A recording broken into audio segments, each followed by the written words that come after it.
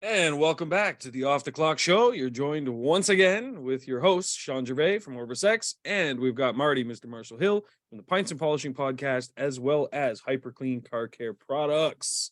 That's right. El And I'm doing a Capitan. Paloma today. I got some Tito's. Oh, shit. Yo. Tito's. I don't know if it's just me, but that's one of those ones that I find has almost no consistency bottle to bottle. And I might be like, Tito's? crazy. Yeah. I I'm might not be enough of crazy. a vodka guy to know the difference. Okay, I just don't drink enough vodka. Oh, fair enough. Very little. Yeah. It I find it varies quite a bit. Yeah, you know how like some drinks it's like always you know exactly what you're getting, exactly what's in there. But I actually like the inconsistency of it. But I've heard people complain, before we've gone out for dinner or something, get some drinks and whatever, and people are like, oh, all they have is Tito's, and I'm like, oh, what's wrong with Tito's? And they're like, Yeah, oh, it never tastes the same, and I'm come on. Yeah, but I actually like when drinks are like that, where it's like this batch versus that batch. But yeah, interesting. Oh, yeah, me. It's funny. I went captain today, but I went with the white one. I don't know, just changing it up. Yeah, makes me feel like I'm drinking less sugar, which helps. I feel you. Oh man, this weekend though, holy jeez. Went to Montreal, wife's birthday, and so usually her birthday falls on Valentine's Day. Not usually. Oh yeah, you get the award for like luckiest man ever, right? Luckiest man ever. Now, Boom. if you would have been the luckiest and smartest man, then you would have married her on Valentine's. On Valentine's, then it would be boom. That boom, would have boom. been the trifecta. It's you true. would have been done. And then had all of our kids on Valentine's. Well, that would have been a bit much. That'd been a bit much. Yeah, I can control the universe. Yeah, but luckiest man ever, Valentine's and birthday, same exact day. Boom, same day. Yeah. I mean, bang. Christmas, you can't forget Christmas, but you can forget Valentine's and you can forget a birthday, and those two are trouble if you forget. It's true. Having them both same day, man, I'll never forget as long as I live. But the craziest thing happened. Sometimes the universe is just working against you, or it feels like it anyways. This weekend, oh my God, went to Montreal, and we're going up to spend her birthday with her family that's there, her brothers and stuff like that. So we're going up, and literally anything that could have happened wrong, I swear to God, it was like it was out of a movie. No joke. It was you name it. So a month prior, I made reservations for everything, hotel, and I even some buddies from here, they were coming up with us, so I got a hotel room for them as well. But most of the people going had kids, so I called my dad and I was like, hey, Dad, you mind watching the kids for the night? But driving to see him is like 2 hours.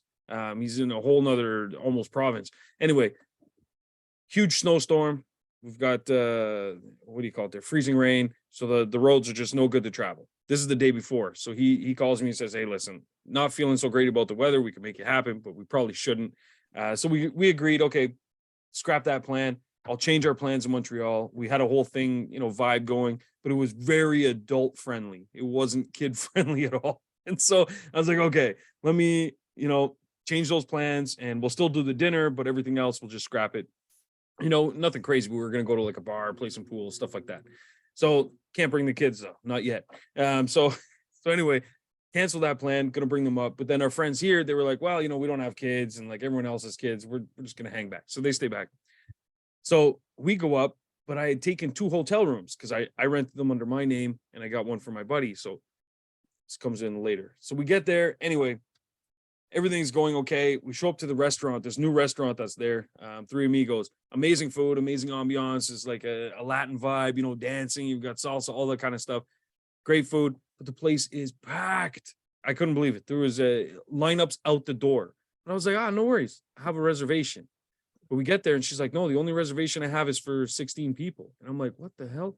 I'm like, that's not my reservation. We're only 11. But I completely forgot that I hadn't made the reservation under my name in case my wife was going to try and, like get sneaky and do some checking and stuff. Anyway, I did make it for 16 people. But then when other people had dropped out, I got the number 11 in my head. So I didn't think it was our reservation. So we're standing there. And my wife's kind of feeling a little frustrated and stuff. And then I was like, wait a minute. And I went and I asked the lady, I'm like, hey, is the reservation under this? She's like, yeah. I was like, that's ours for 16 people. So boom. Anyway, we get seated. Life is going good now, right? How long did it take though? How long did it take? 20 minutes? Were you sitting there 20 minutes? 35. Yeah. But I know. I know, but and we're I made a waiting. reservation the other night. We went and got steak, right? We so wife as you know, and as other people have known, came to the country. We get married. She starts a business her own, and she has now wanted to get a new car, right? Needs to Nice, yeah. change out her car, wants to buy a new one. So we grab a Rogue, and Okay, yeah. and we're sitting there, we're at the dealership, get everything done, and she's like, "We're eating steak, right?" Yeah. Okay. Like, Okay. I mean, right? There's Brazilians. That's what they do. I'm telling you, steak is like a religion for them. The Damn. picanha, all That's that. serious, It's huh? It's religion. Like they holy eat steak nonstop to celebrate. So I grab a steakhouse. I make a reservation. I feel you, bro. I feel you. I make the reservation for actually later than we're going to get there because we had some other stuff to do. So I guess we get there 30 minutes before our reservation. And I go, "Hey man, we got a reservation." He looks it up and he goes, "Yeah, but that's not for 30 more minutes." I'm like, seriously? Yeah, it's like, come on. Like I'm here though. Like it's 20 minutes after our reservation, we finally get to sit down. Damn. So almost an hour before you. Oh man. Brutal. It's brutal. Yeah. And the part two before this, we had some people that showed up early because they were coming from out of town. They were waiting outside in their car for like 20 minutes before this. So for them, it was like an hour. We were waiting about 35 minutes, which was brutal. But I felt so bad that I was like, you know what? The meals here aren't very expensive. So I comped our whole table. So that kind of like took the sting out of people that were waiting outside in the freezing cold. It was a nice thing to do, right? So we leave there. We go back to my brother-in-law's house and I'm like, all right, cool. We're going to kick it there, have some fun, everything like that. And we're chilling for a bit.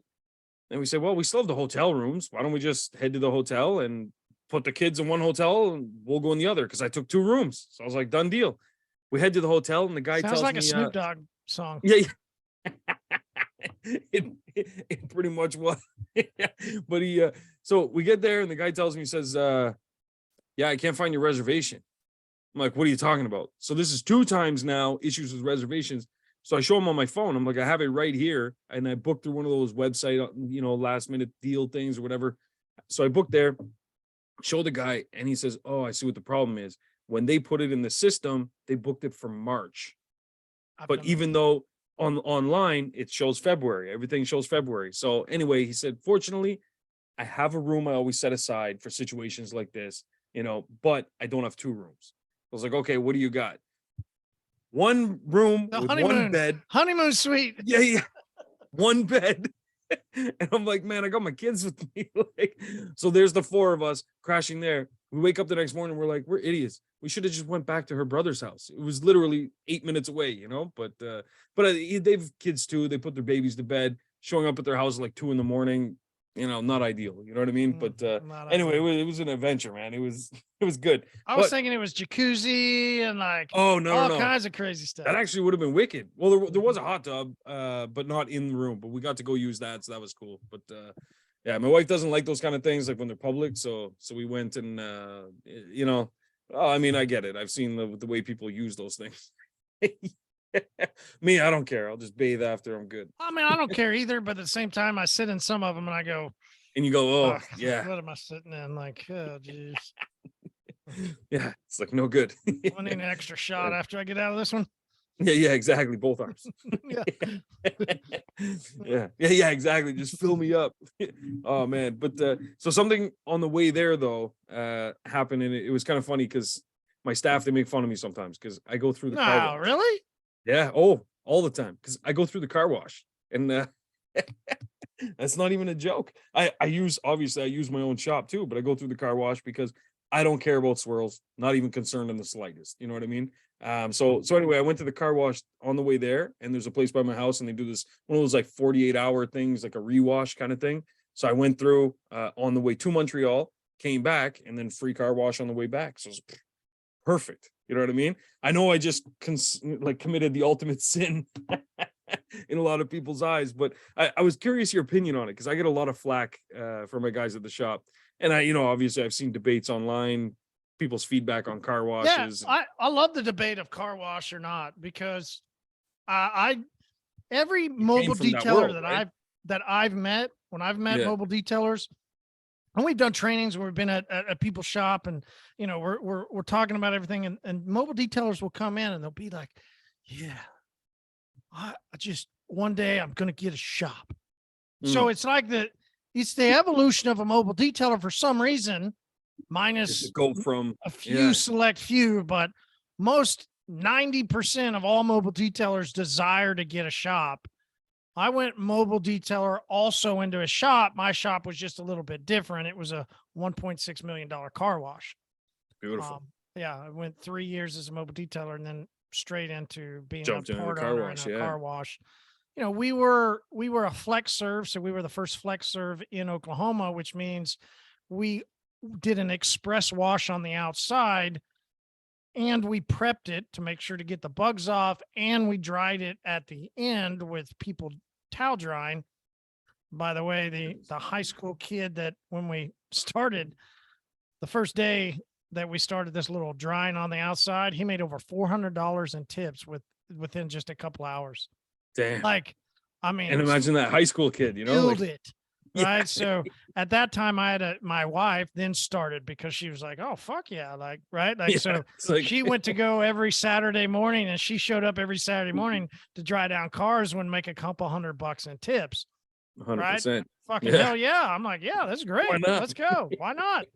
And then our detail shop had a 4-bay. It was a tandem. So we had 4 different bays. We had one that would be an express, so you could come through and expressly get a clean, or the next Beauty, 2 yeah. were more of that full detail. So, you know, I've always questioned, but I've also understood why detailers don't like car washes.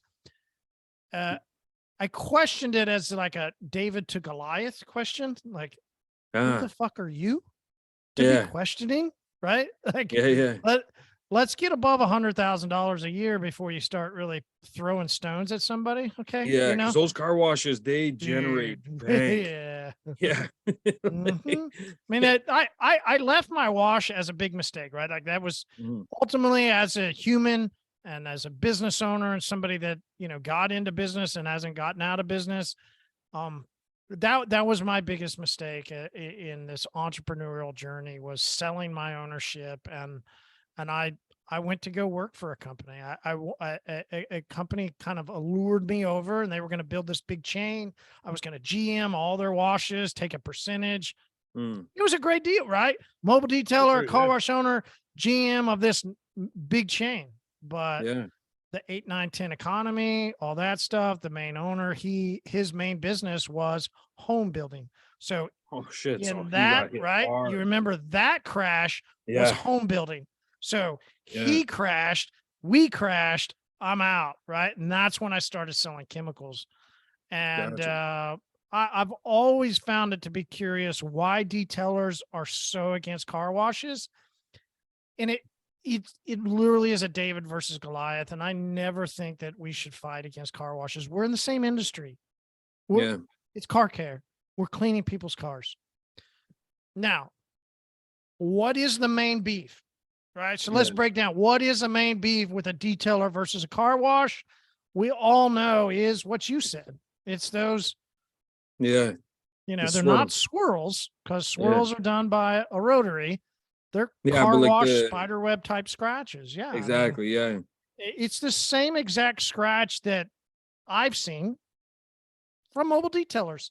Oh shit. No, you can't say that.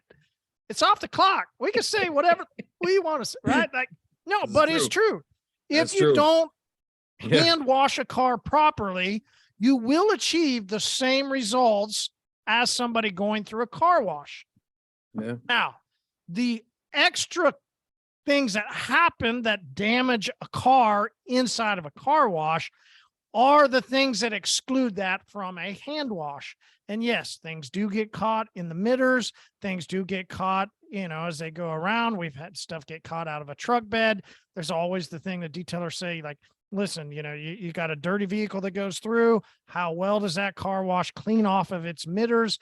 Or are they just washing your car in the same dirt that somebody else? Okay. Right. There's no perfect system to this. And there's plenty of car wash owners that I've gone into. I've seen their detail. I've seen their bay. Sorry, not their detail bay. I've seen their equipment room bay. I've seen Yeah. how little of product they put out on the car. So yes, absolutely right. There is some owners of car washes that know that they aren't putting enough lubrication, soap, proper care into it. That's why you get, right? Yes. That's why you get Breaking Bad situation where they can buy True. out this car wash because the guy wasn't doing everything right. And they were going to come in, right? If you remember that show, Breaking Bad, they go in and buy a car. There's plenty of car washes that are in trouble and they're not running their business properly. Same as there's detailers that aren't running their business properly. So there 100%. are some car washes that do scratch cars and don't put enough product out. As a detailer and as somebody who cared about cars, we made sure to put out enough soap. We made sure that our levels, we had lubrication. Did sometimes we have problems? Hell yeah. It's an automated system. So you're going to have problems. Guess what? Humans have problems too. Oh, 100%. Absolutely. And that was my argument with my guys too, is that because I drive a little out of the way to go to this one particular car wash because I know the guy and I know how they take care of their stuff. And so for me, it's like they're a little pricier than the other places, but this guy in his shop's a little different. I guess it would be what you consider like a flexi bay type thing, or flexi, what you call it, flexi wash? Yeah. Or a flex serve. Yeah. Flex serve. To where you can get different options. You can just run through, or you can get the upgraded full service. It's true. You and can this even get the detail. Yeah. Exactly. And this guy actually has a pretty cool setup in one sense. I think he's got a section where you can wash your own car too if you want. But then he has another section where people can go if you're a mobile detailer, for example, and you can literally bring a vehicle in. So this guy gets it, and he works. I think that's what Otterness over there, the pros guy. I think that's what he's trying, right? With the bays, like people can come in and rent a spot. They can rent a spot there. Yeah, it's kind of like what barbers do, where they rent a chair. You know, there's someone that owns the whole thing, and then they rent out the chairs. It is interesting. You know, that is one style to try and help solve a problem, right? Like, so it is. You know, great job, Otterness. Like, because plenty of detailers would love to come in and find a bay. So it is 100%. Curious to whether or not how they do or how well they do, or, I've heard of there's other people that have had the idea, right? He's not the first, but he's a great guy. And so I'm curious to know how well that bays does of could that be a thing for detailers to all share one space, just like a salon? Yeah, absolutely. I mean, even a massage therapist, right? There's a bunch of different service-based things that they go into one place. Nails, right? I mean, there's a lot of, they just rent that area. It's true. Yeah. There's even those like in the tech industry, there's those like think tank type things. Yeah. It's like an office, but or startups you can go into. We have one here. You can go in, you're calling it a think tank. There's startups that can go in and rent office space, and they can know that every, whatever day of the week or however long, they can go in and have this space available. Exactly. Yeah, it's interesting whether rooms. Yeah. So that's a great idea for him. But overall, why do you think, is it the swirly stuff, or what? It is interesting how detailers aren't a big fan of car washes. Yeah. I literally think it's something innate in them that get jealous of the amount of money that are going through and the amount of volume, and they want their piece. So they want to throw a dart, right? There's so many people in business that just love to tear somebody else down. And they think that that's going to build up their business, right? They'll put out on social, don't go through this wash. And they'll have this flashlight. This is what your paint's going to look like. It's true, yeah. But you have to have somebody that cares what the paint's going to look like. Exactly. Right? So it's like they get caught up in that. But I also think they got a problem where I think that this part is way more particular, and that what makes us this detailer, and we're in this micro spot. And so they also have to make sure that what they do in the micro aspect of car care gets pushed out, and that's polishing paint. Yeah. So I get it. They have to make sure to say that, right? Because a car wash will diminish, if not done properly, will diminish the finish of a paint. And if as a detailer, our micro part of the industry is to polish paint, then they would have to put out stuff like that. But Yeah. And I think too, I think a lot of people are scared to be replaced. You know, that whole like self-checkout type vibe. I think that too, that a lot of people think that, you know, because you'll never be able to really replace the interior stuff. I mean, it's hard to get that part automated. You know, it's really difficult to clean inside. Here's also the interesting part of the way our industry has grown and changed over the years with ceramic coatings coming into play. And dramatically changing our industry, because no longer do we just have a 6-month or a 1-year type protection that we offer through a sealant. Some sealants would boast a 1 year, but the average detailer would always say that a sealant is going to max out at 6 months. So what ceramic coatings did is it really elevated and extended the longevity that a detailer could say that they are protecting somebody's car. With that protection came a, right? Like, well, you're going to get it as long as you don't. And then there became all these different criterias, right? Yeah. So the first ceramic coating companies, and I would say the first fucking 100 or the first 1,000, I don't know. I mean, so many, but definitely the big players that came out as the front runners, and we all would know them by names because they're the biggest ones, right? Every single one of them said you could not go through a car wash if you used our coating. Yeah. And then the ironic part, though, warranty, right? Yeah, it's the warranty part. And I get it, because what they say is abrasion takes down the coating, which is true. Abrasion takes down wax, it takes down sealant, and it takes down coating. Abrasion of a coating definitely takes longer than a sealant. So 100%, we're all true here. Everybody's speaking truth. But 100%. Right? Yeah. But then they also did not allow the detailer to have a way to maintain that car, right? Because it was all about getting your big ticket, only doing this. There never was a maintenance program built into everybody's ceramic coating process. Because one of the reasons is because it's more of that abrasion, right? So right? Isn't it ironic? Also, they didn't give a shit. They just want you to sell. Here, you can sell this big ticket, but that customer can never do all these things. And then, oh, by the way, I mean, you should just keep doing this. You should never really service the car. Yeah. Just see it once. What? It's the same as we go into a dealership, right? We were there. We're sitting in there. You got all this finance options. If anybody's bought a car, you've set in the finance place, and they got all this finance stuff that they want you to do. But if you don't do some of these things, then this warranty's void, then this is void. And like, well, you have to go back to that dealership and maintain the vehicle.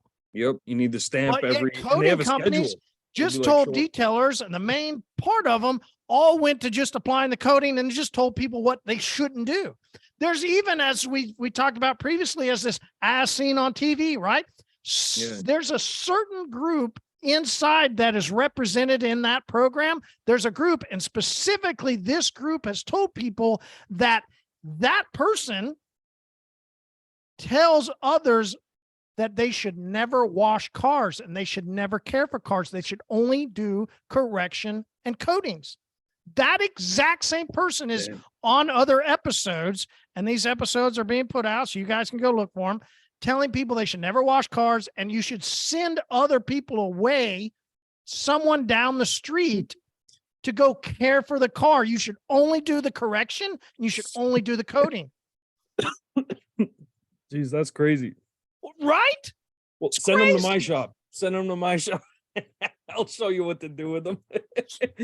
So if people are listening to this are confused because they don't understand where we're going, it's because the whole industry's been confused. You tell people one thing, but then you don't service them on this side. You tell them you can't do this, but then the average detailer doesn't even handle all this stuff. Yeah. So then they're supposed to go to who? The same person that all the detailers want to bitch at. A mobile detailer or the car wash. But most mobile detailers right? They don't just do washing, and so many people just want to go get the car wash. So it's the fuck do we do? It's true. Yeah, yeah, and that's where I think. Well, I've been testing out this kind of theory, and I've actually been encouraging a theory of customers. using a coating and a coating Yeah. company that says it's okay to put on a coating and then go through a car wash. Yeah, it's a There's an crazy interesting thought. idea. A crazy thought, but Interesting idea. yeah. So on today's episode of Just a Thought, so my Just a Thought was basically encourage customers to do whatever they want with their car. And I took the approach of a dentist, for example. So if a dentist, tells you you got to clean your teeth, brush your teeth, floss, all these great things, but they also want you to come see them regularly. And they make some sort of a schedule with you, whether you're going to see them every 9 months, you're going to see them every year or every 2 years, whatever your schedule happens to be with your dentist. They don't care if you eat a Snickers here and there. They don't care if you, polish a bag of Pringles or whatever. Like, they don't care. And so the whole thing for me is I'm testing out this theory where we're no longer pushing the longevity of a coating per se in terms of, X amount of years or stuff like that. We're explaining it to customers as it's a coating that goes on your vehicle and it's designed to wear down. It's designed to take that impact and be the shield, right? You get a case for your phone. The case for your phone isn't supposed to last forever. If you drop it, it takes the hit. That's what it's designed to do. And similarly with the coating, it will eventually, by being out in the elements, especially like we have some harsh weather here in Canada. Absolutely. So let it take the brunt of all that exposure. And then you're going to continue to see us. We're going to continue to apply, Uno, for example, come see us every year. We'll take care of your coating every year. And in between then, have at it with the car wash. I could care less.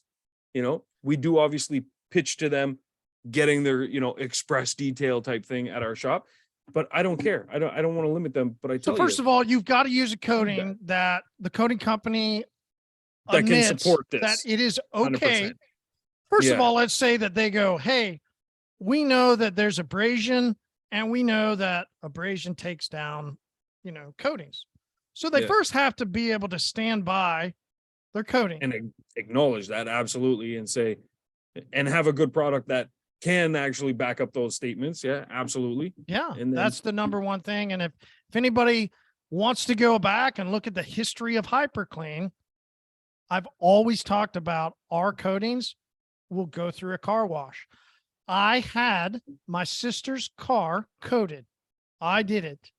And then 3 years later, I had a detailer out of Kansas City come down, and this would have been probably 2019. So if anybody wants to go check the records, they can go back to our Instagram, go back and look for it. There's a detailer out of Kansas City who we used to talk heavily, and we'd have these fun jokes about Kansas City barbecue versus Oklahoma barbecue. I actually even went up to his location in Kansas City and did one of our trainings so that we could train his guys. And then, of course, we went over and ate barbecue, right? Had a great time. You have to. Yeah. I took a kid with me up there. And we all went out, and this was a college town. So he got drunk. I've got videos of him puking at the side before we go in the hotel, right? Like, no bullshit. Yeah, beauty. Right?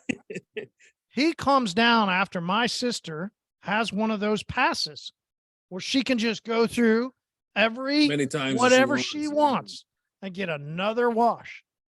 Yeah. He comes in, and I go, hey, man, it's been 3 years. Come in. Because I had to grab some stuff. We were going to grab some beers anyway. And I said, let's do a video. Let's look. Because her car wants to come in. It's time to get another coating back on it. It's been 3 years. Let's just look. Right? Is there some abrasion?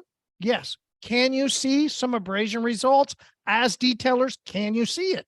Yes. What do we normally determine if a coating is still on there and is still working? So what you're going to see versus they're going to spray it with water, and what's going to happen? Yeah. It's going to wick down. Yeah. It's going to bead water and it's going to produce. So what did we do? Before we even washed it, we hit it. And he goes, oh, I go, yeah. There's some sections you can see a difference, right? It's not like it was 3 years ago. But that's the thing. We're talking about 3 years, 36 3 years months. of getting a car washed at least once a week. Jeez. So you could see that it was not exactly perfect. Down where the lower rocker panels, where they have to use a more abrasive brush, usually the top brushes are a little softer. And when you get down to the rocker panels and where we all know that it's heavier debris, they use a different brush, right? So was down at the lower parts a little, sure.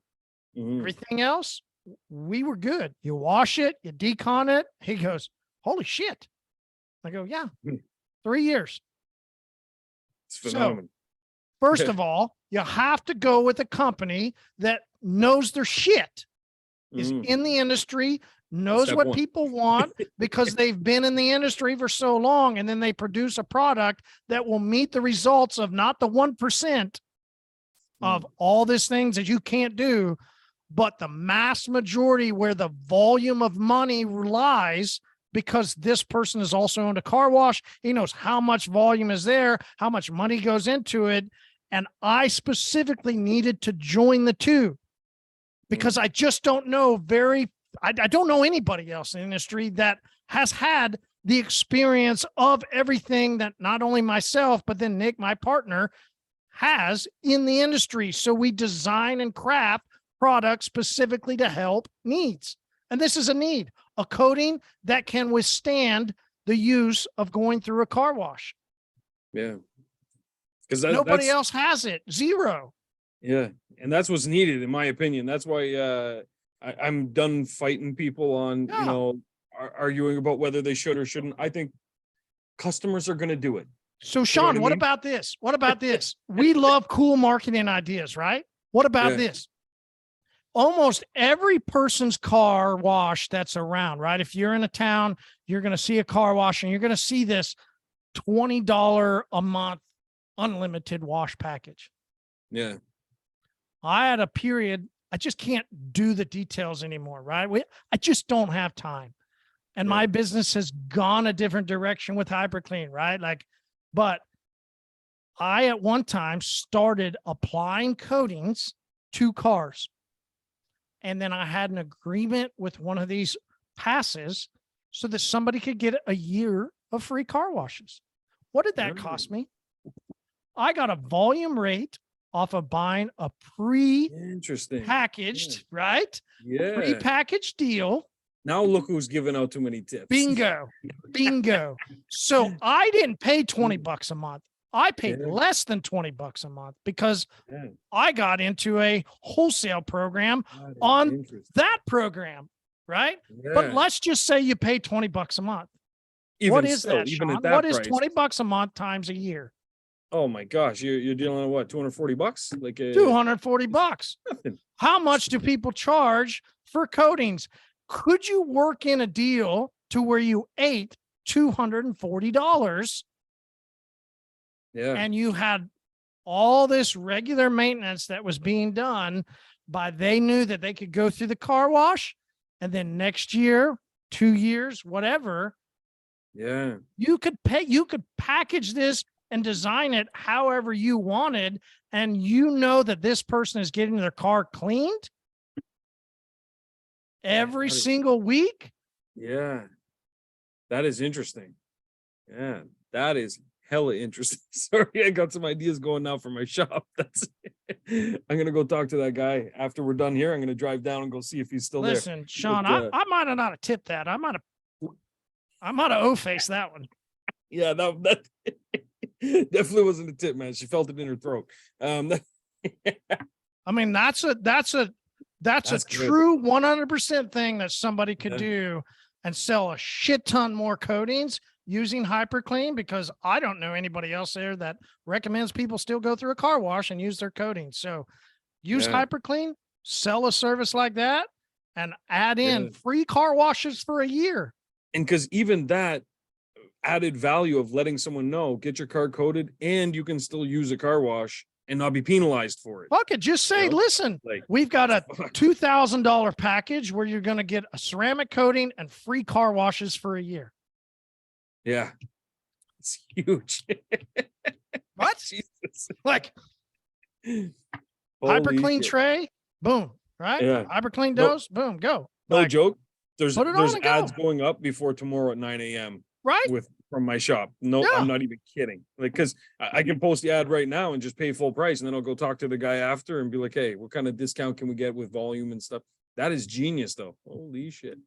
Yeah, that's a little more than a I've tip. done a few things right and I've done a few things wrong. You know, it's just Yeah. a matter of seeing how many more we can get on the right and less on the wrong. Right. Hey, Yeah. I saw this the other day, so I'm curious about you. All right. I was on somebody's website, and as you, as somebody that builds websites and is big on marketing, I found this to be pretty unique because this had nothing to do with detailing. We were looking, you know, just as a couple looking for something. Let's not go into it. Doesn't matter. And yeah, sure. Use your imagination, whatever you want, right? Listen, she's Brazilian. She's got a great ass. Yeah. That's I can only imagine. Yeah. And, right. And so we're looking at something, and I see come up on this website, top 100.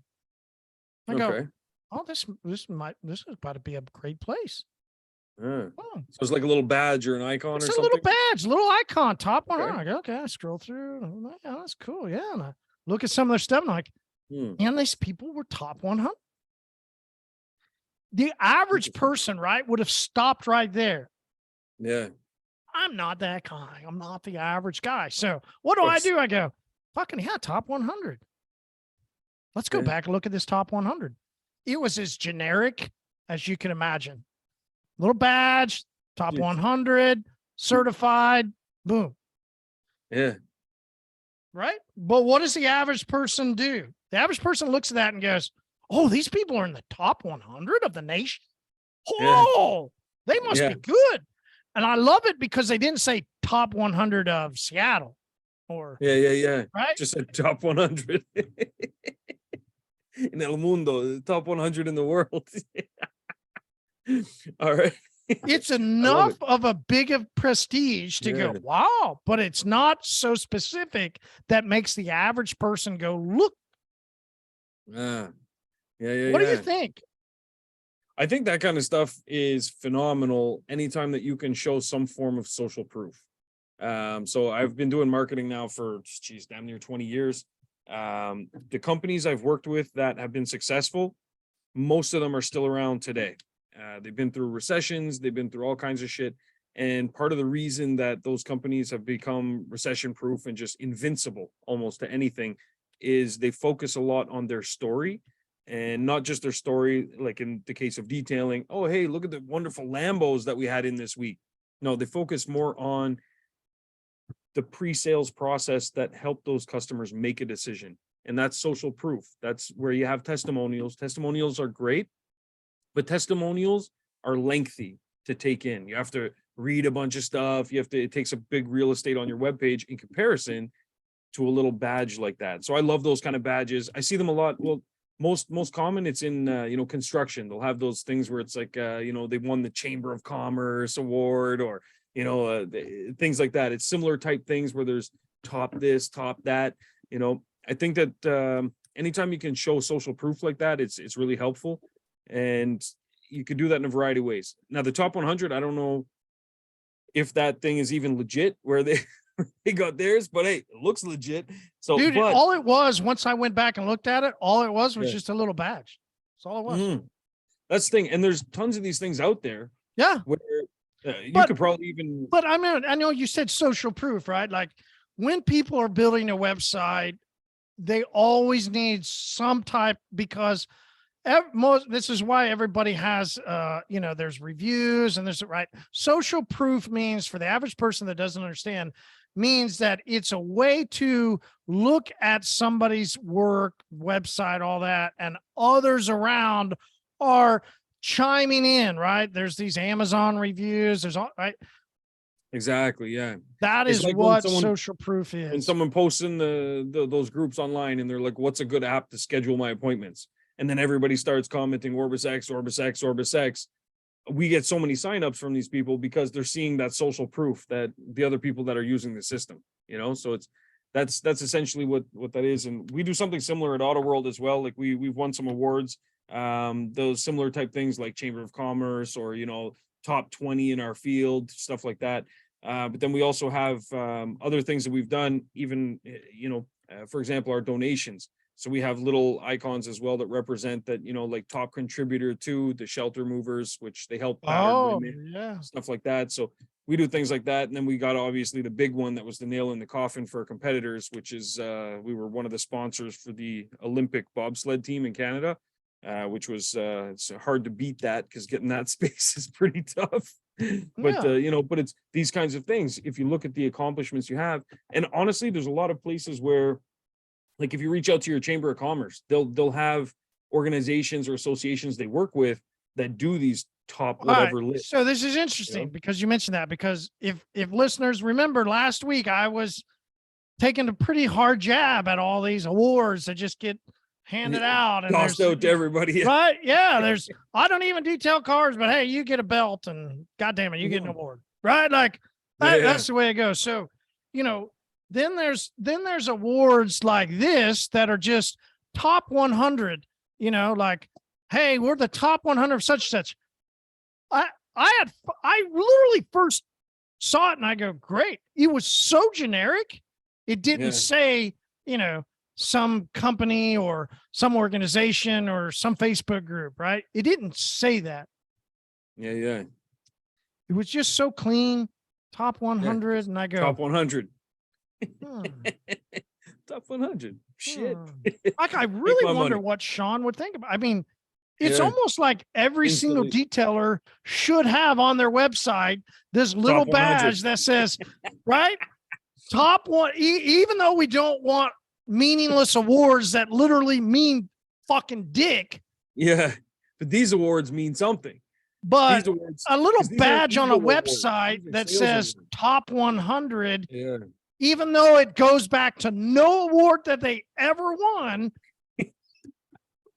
right? Like that could literally, like, getting an award and a plaque that you put on your wall means nothing, right? Nothing.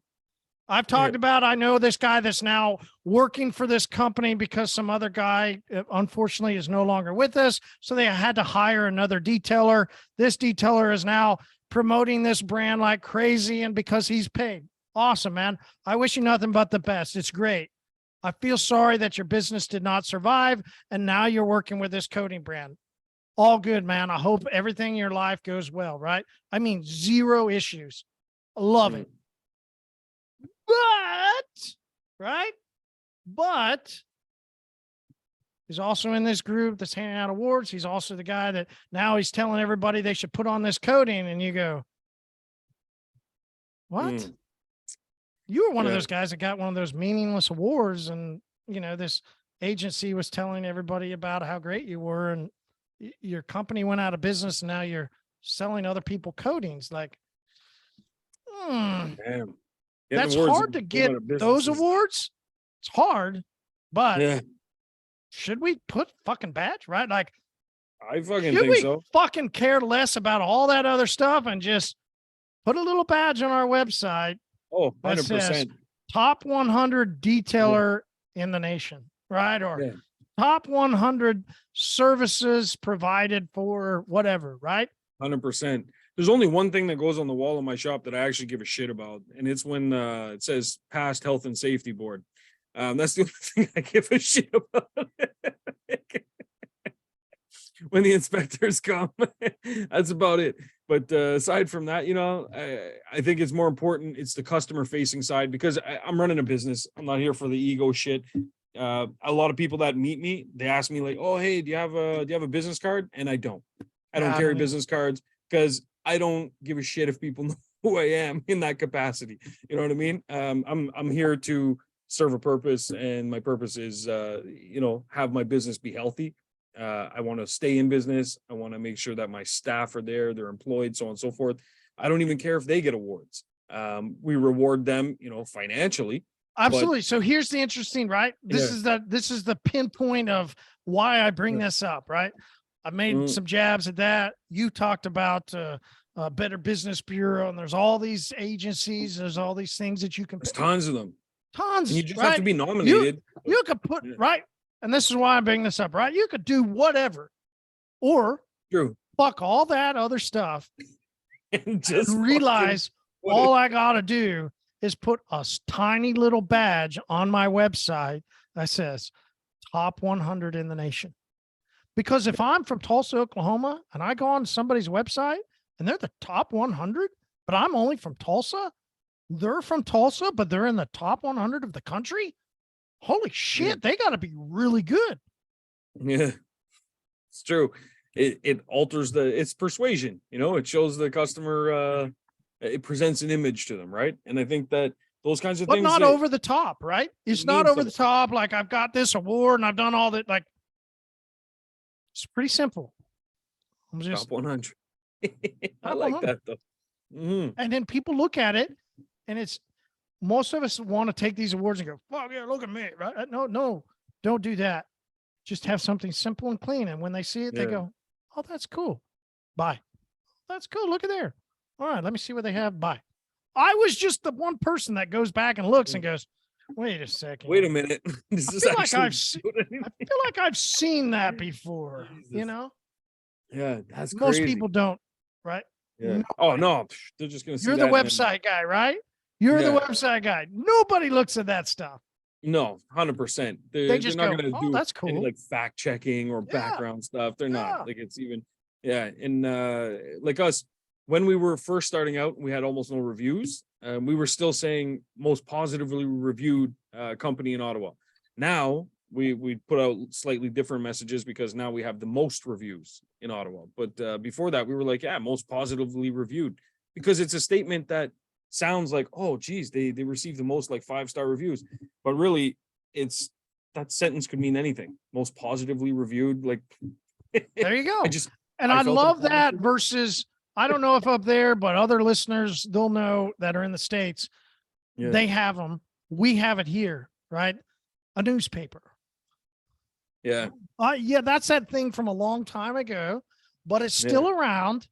And they do a top whatever of their city. Yeah. Absolutely do not waste a single second on that. Mhm. Just put top 100 on your website. And then boom. Because the average business person, the average person that has any type of financial thing or knows, they look at those and go, well, yeah, there's always another top one. It's a fucking newspaper. Yeah, exactly. Yeah. But I laugh because there's a lot of detailers here that they put out a promotions and they talk about, hey, go vote for us. Hey, we're on the running of the top of this newspaper in the Tulsa area. The fuck does that matter? What does It's that a mean? newspaper award, the same as all this meaningless other rewards. Yeah. So they all are meaningless. Zero meaning to the average consumer. Tell you, just put a small little thing that says That means something. Yeah. Huh. That's true. Yeah. And that's where and you can collect these things from different places, some legitimate and some just top 100, you know.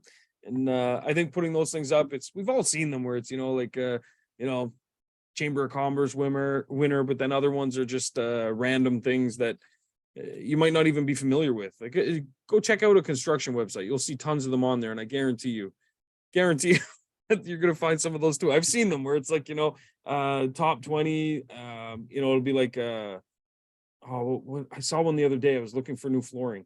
It was like best reviewed or something like that, best reviewed flooring company in Canada. It was something like that. And I was like, bullshit. right. Some You local said place. bullshit. Yeah. You said it. But everybody else, oh man, yeah. it was so generic that it made sense. Right? Exactly. It Yeah. wasn't specific of some award from this one certain and where's right. No, it was just best reviewed. Yeah. It wasn't like hell yeah. Better Business Bureau. Oh, where they're it's the like, best they, reviewed. you know, Yeah. yeah. This is just random. Yeah. Love it. Jesus. Yeah. All right. So I do have a tip for today. I've already pulled out. I know, but yours went in so pulled out. far. I don't even know if there's room for mine. I'll drop a quick tip for everybody. So this is going to be Hey, counterintuitive. listen, you keep getting beat up in the OrbisX group, dude. I know, man. OrbisX crew, let's keep going. Give Yeah. Shawn shit for the amount of extra tips he does. Let's do it. Let's go. I know, every day, every day. So all right, one tip and one tip only. The other one was a thought. Earlier it was just a thought. Now it's just a tip. So you were just thinking about the tip. I was just exactly. Just yeah. It was thinking just about the tip. it's just a thought. I was thinking about it, had to line it up, and then, Yeah. we're good now. Okay. I had to wait Now for we're just Marty gonna to see pull how it out to make feels. room. So, Jesus. So my tip today is going to go against what a lot of people may think in the industry. So everybody tries to streamline and automate their business. I'm a big fan of automation, love automation. But what I'm going to encourage people to do today is actually look for opportunities where you can create friction in your sales process. So it may seem counterintuitive because I hear stuff all the time. Like some people, they want to, whether it's, I want to automate the whole thing. I don't even want to talk to customers. I want them to Right. click and choose all this shit and they do it themselves and check out, deposit, the whole way, start to finish. They book themselves, they show up, like, what's next? You want them to clean the car themselves too? Like there's a point in business where you have to use tools and computers and automation to assist your business. And it's kind of like getting a layup. You're still the star of the game and you still got to go dunk that motherfucker right in the basket. And I am a big believer of this. And so I think that there's times to create automation and times to create friction. You think the average, like as you're working with people, if they come into OrbisX, you start working through some of their past habits and past things that aren't great. Yeah. Do you think that's probably the average person, the main problem they have is they actually then think that just because I opened it, I should then have somebody that not only grabs a ball, but puts it in the hoop and does the layup for me so that then I can just take the picture of holding the ball up there like I'm the one that did it. Yeah. And so they don't realize how much work you still actually have to do. Yeah. And that's and so one of the downsides of OrbisX is because it's so powerful. A lot of people are like, well, fuck, I just grabbed this lightsaber and I'm going to go it's a bit labor intensive doing the startup. Yeah. And then they're like, okay, so I set all this shit up and now I don't have to do anything. And it's like, no, you still got to be an owner operator here, you know, to some degree. But a big problem is, so you know how like other companies have, you know, sort of mentioned all these warranties and stuff, and it's kind of like fucked up part of the industry in a way. So similarly, some of these other shittier softwares out there have fucked up the industry in a major way. And so when they arrive at my doorstep, they have this idea that, well, what do you think when you've heard of people that have come over from some of these other companies? What's the number one thing that they seem to always have a problem with? What I hear from people that have gone from some other company and then gone into OrbisX, that when I talk to people, the thing I hear is, well, they were paying so much for all this other stuff from these companies and they just weren't getting results. Right. Yeah, like it's just exactly. It's just data entry, basically. Like, yeah, like it wasn't that the place that they were at was bad, right? It was nothing bad about their companies. It was just it wasn't generating the results it needed. Generating results, you know. Like, it's funny. I had this conversation with a guy the other day because he was coming from another software. I helped him import his client list and stuff. He actually came from two. And that was one thing that stood out as kind of confusing. It's happened before, but it's more rare. Usually they come from just one software, but he came from both of them. And I said, why are you using two CRMs that are both built for this industry, apparently? Why are you using both of them? And he said, well, this one does this, but it doesn't do all the other shit. And this one does this, but it doesn't do all the other shit. And then he realized, he's like, you know, OrbisX did it all. Good for him for piecing them together though, right? Like 100%. That's cool. 100%. Oh, big time. And so he asked me for my opinion on the other companies. And I said, look, man, I said, honestly, every company has something to offer. And I know they're good people. I'm good people. They're good people. It's just their product may not be the right fit for you. It's that simple. You know what I mean? But one of them led him astray in a way. And it's actually the whole reason I'm bringing this up today is because of this guy. For adding the friction is that one of the other softwares said, oh, don't worry, setup's a breeze. You actually just click this, and then we fill in everything for you. They put in his pricing, they put in his descriptions for what he's going to do. They put in everything, and they said, isn't that so much better than OrbisX, because you didn't have to lift a finger. And fast forward 6 months where he's paying that company, and he's doing around 4 bookings a week maximum. And he's wondering why his Google reviews are stagnant and so on and so forth. And he's having these kind of problems. And I said, look, man, not to shit on I that hear other company. nonstop inside of OrbisX group, Google Yeah. reviews Oh, always are big going time. up when people use OrbisX. Oh, big time. And it's because the way that we're doing it. Oh, it's just, it's night and day different. And fuck, my own shop has over 1,000 5-star reviews. Like, that's in detailing. That's like unheard of, man. Most guys, it's like they're sitting at 47, or maybe they hit 100, or they want to hit 100. Like I've almost hit 100 this year, in extra ones, you know what I mean? And it's OrbisX. It's the whole process. But this guy, I felt so bad for him, because he was led astray, man. He was told, like, don't worry, it's going to pre-populate everything for you, and it's great. But then he's wondering why his business is not doing so great. And I took a look at his booking form, and I've been working with him to move over all his shit that he has in there. And I said, look, if I'm a customer and I'm looking at this, it's a nightmare. It's a customer doesn't care about all the fine details right away. If I want to know more details, sure, but Yeah. just a brief description of what you're going to do, exterior, interior. I don't need to know, like, Make oh, it you're going to quick. do the vents, and you're going to clean the seat buckles, I and don't you're need to going to know clean that. this. Oh my God, like, you're writing this as if you're talking to another detailer. You know, no, you're talking to a customer that may not have any idea what half this shit is, you know. And what are your chances of you calling it a door jamb and the soccer mom calling it the little metal part in between the door? You know what I'm saying? So you got to speak the right language to them. So I said, look, the problem in this case is that you actually had too much automation set up for you. You let someone else automate that part of your business that you should have been involved in. And I said, look, I'll work with you so we can get it set up for you. But then once it's set up, now it's automated. Now it's time to turn on the taps. But in that part of the process, that's the wrong time to automate things. So the example I used with them was back in the 1950s, when they first came out with, you know, the things like the instant mixed pancakes and stuff like that. How old were you? Yeah, I knew this was coming. I saw You're like, this is a really old tip, Shawn. Nobody wants your senior Fucking tip. your balls must be real shrinked right now. Yeah. They look like little prunes. It's fine. But You got tons of wrinkles over there. so John's Jesus. You remember those old raisin Fuck, commercials? what were you, 20 and back in Fuck. 1950? So Yeah. you were born in the 30s? God damn, you're almost 100 years old. Yeah, man. Me and Frankie, we used to go sing. You know, Yeah, I helped write gee. my way. Never mind, they're not shriveled, man. They're like halfway down to your knees. Oh, I step on them sometimes. Jesus. So, okay, you remember the instant mix? Oh, well, we still have it today. I The don't instant- remember. I wasn't born in the Yeah, 50s, fuck man. up. I was All born right. in 1978. Yeah, me 84. So I was definitely not alive during this time. But when the instant mix for pancakes and all that shit came out, they initially had just add Oh, water. you mean like Aunt Jemima, where it's just Yeah. all one together and you don't have. I apologize. It's Yeah. no longer Aunt Jemima. Apparently, there was a What is it now? part of our society that felt that that was degrading.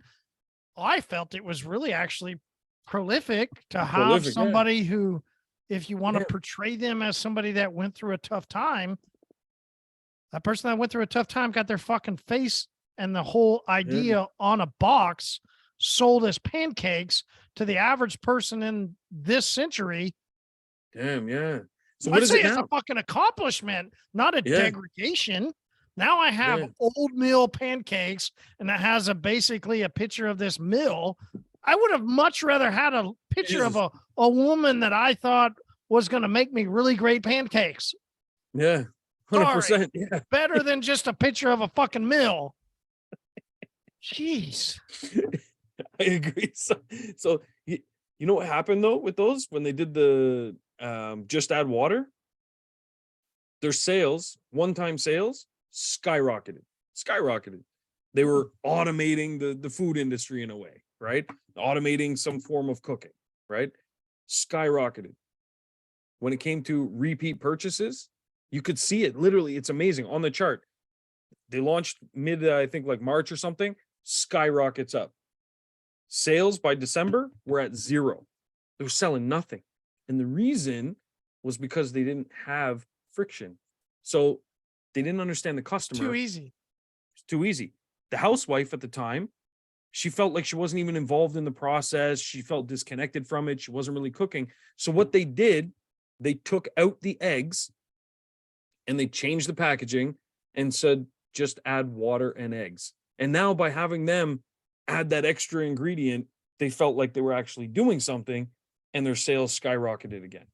And so they created friction by reducing, like you would think, oh, if I remove this, All right. So how does a detailer? We've been So- talking about car washes. Yeah, That's a friction point. absolutely. There'll be like 1% of people that hear this moment, even if they listen to it 2 years later. Very few people actually pay attention all the way to this moment and then put it into practice into their business. Yeah. Very few actually will. But right here, this is that moment where Yeah. you got to. And so I think that something like that, for example, the car wash thing where you mentioned with the free year of car washes, that is incredible.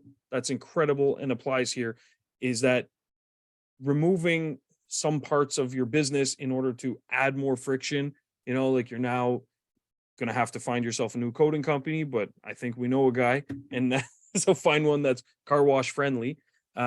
Reach out to one of the local car washes, go If against you want to make money. If you want to make money. Yeah, absolutely. I mean, if you're cool with not making money, then stick to No what you're worries. doing. Stay with those other Yeah. guys. Yeah, eventually you can close down and sell for another coating company Sure, or something. no problem. Yeah, no worries. But yeah, I think that finding ways to change your business slightly. And my recommendation to this guy was to streamline his booking form so we can automate that part, but don't automate the setup of it. So you're adding some friction in there. But then the other part of that is, I said, you don't even know what your customers want right now. I asked him, I said, what's your top selling package? No clue. I said, well, you're using 2 other CRMs. Don't you have reports in there that tell you? He had no fucking clue. They don't have reports on that stuff. Big no-no.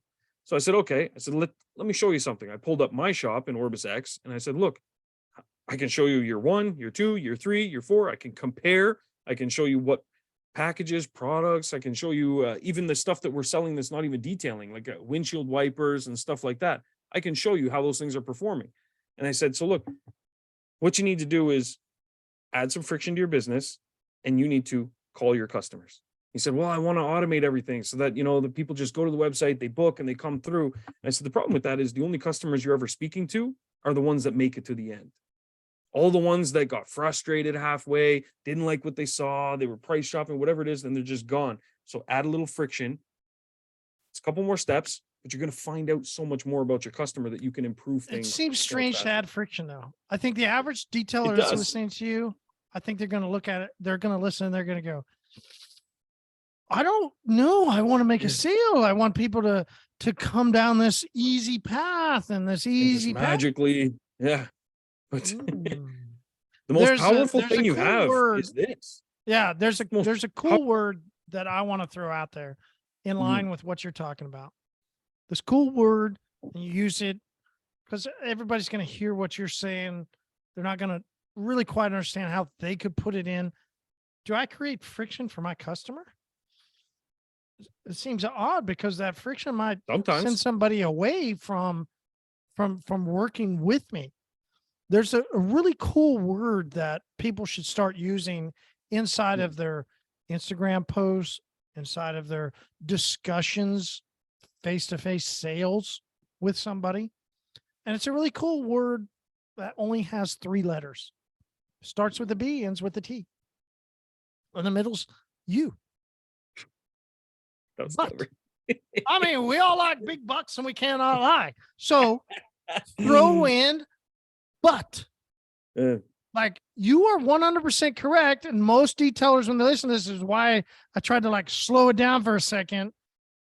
That literally you have no idea how friction actually helps sell. So start using the word but, Mm. right? You're going to use and a lot in your sentences. Start changing out something with the word but. Create just a small little friction. Hey, you want to do this and this, but this might happen. Boom. Mm. That's why you need to use us. Yeah. Creating a little friction does help you transition somebody to a sale if you use the word but. God That's true. damn it. And those God, see you another made me tip. double tip too. No, I everybody needs fucking to come put for my you double now. tip in. God damn it. You double tipper. See, but getting someone to change their trajectory in a sentence with those kind of like words, because when you use and, it's a continuation in their mind of more of what you're saying. Mhm. It's kind of like just throwing in commas. Mhm. But when you put but, they put the brakes and now they're going the other direction. So in their mind, psychologically, they pay more attention to what you're saying. And that's where exactly friction is huge, you know, but yeah, you double tipper. God Jesus. damn it. Unbelievable. I have fallen to your low levels. Yeah. All right, everybody in the OrbisX group, do not call me out. I'm not a double tipper. I just happen to double tip in this. So there is one other thing though that we did. Oh, you triple tipping. God damn it. Yeah, apparently I'm triple tipping. Well, fuck it. They're coming for me anyways.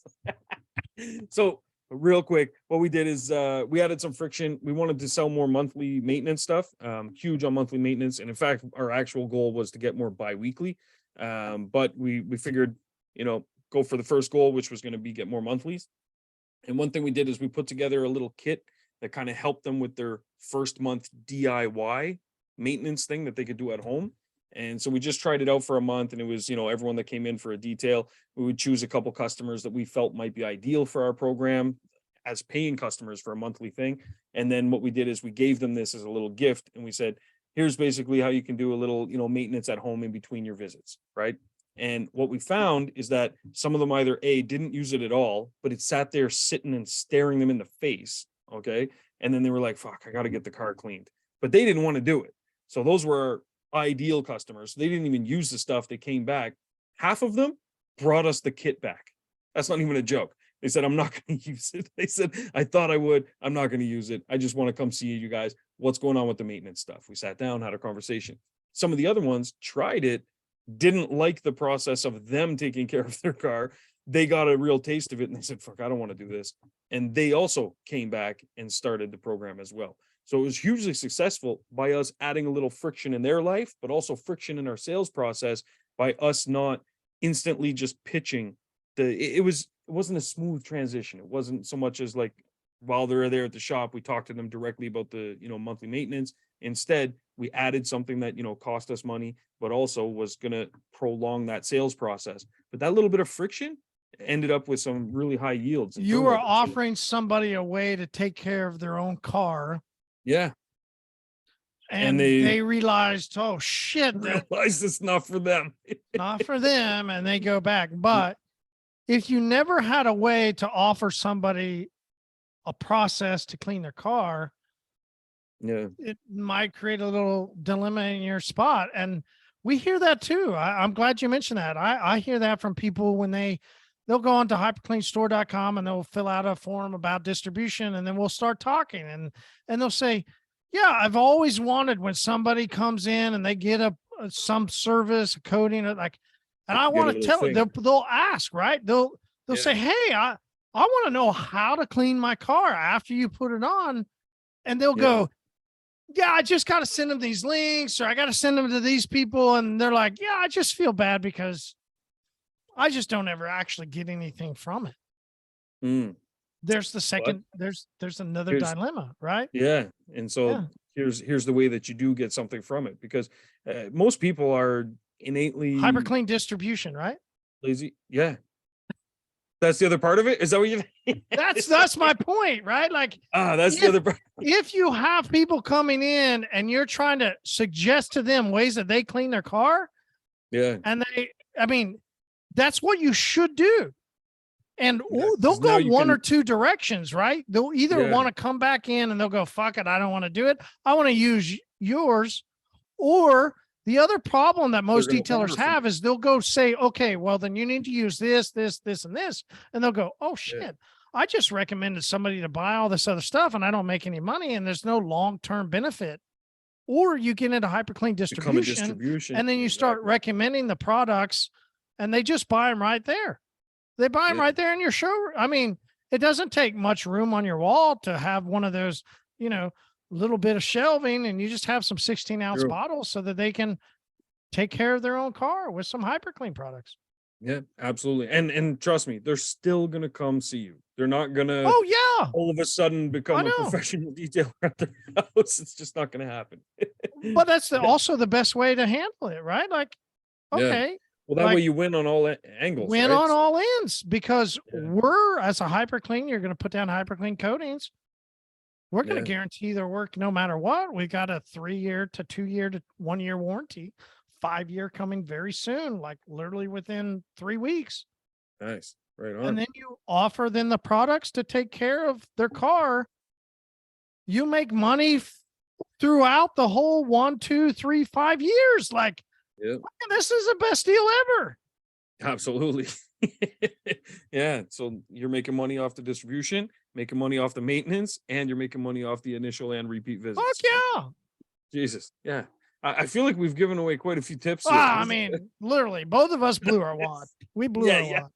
There's no tipping here. We all. I think we got to charge for this episode. This episode. We should charge for this episode. You're right. Because the amount of stuff that we gave out for what people could do is millions, literally. Oh, millions 100%. Of dollars. The amount of people that listen to this and everybody inside of OrbisX Group, if they took what you and I just said, would translate to millions of dollars. But it comes down to what you and I have already said. There's a few people that will actually, like, you could throw out tips all day long. You and I are actually looking for that select few. Is that 2 people? Is that 10 people that will actually put in these tips into an actual process tomorrow, next week, how they can journey over the next weeks to months to years? What would it look like? Just imagine everything that we talked about. If you put it into place, imagine what your business would look like if you implemented it and had all this money coming in. Yeah, night and day. Well, listen, Marty, thanks for all your tips. I only gave 1 today. Marty gave 10, if anyone's keeping track. Yeah, I mean, mine was just friction. I don't know. Yours is he's like, what percent is that rum there, Shawn? But no, these were great tips, and Marty's absolutely right. Everyone listening, and you're right, it is a select few that are gonna actually put things into practice. A lot of people listen to it, they're like, oh, great episode. You got to actually take action, put these things into practice, and that's where you're going to see real results. Like, look, I learned stuff from these as well. Like, even the thing you said today about the free car wash thing, no joke. When we're done here, I'm going to start making some ads, and that's why the fuck not? Fuck yeah. Like, it's genius. It's genius. So yeah, I'm going to take credit for it, of course, but no. Okay, you got to give me the credit on the first one. After 2, you can take the credit all yourself. That's true. Okay, fair enough. Yeah. The first, all right, you have the first tip. I'll take the other 9 you get. No. I mean, this is just something I do. Like, if I hear something from somebody, the first time I talk about it, I'll go, hey, I heard this from so-and-so, and I'll give them the recognition. And then I'll just take it, right? Like, and then I'll just, it's like, so fair enough. Well, listen, Marty, I appreciate you, man. I'll see you next week. As always, everybody check out Pints of Polishing Podcast. They got episodes this week as well. I'm sure they're going to get into it. It's going to be a lot of fun. And reach out to Marty about becoming a distributor. And you just put out something I saw inside the OrbisX group. So if anybody listening to this that's not inside the OrbisX group, they need to go to the OrbisX group to make sure they get all the different information from you.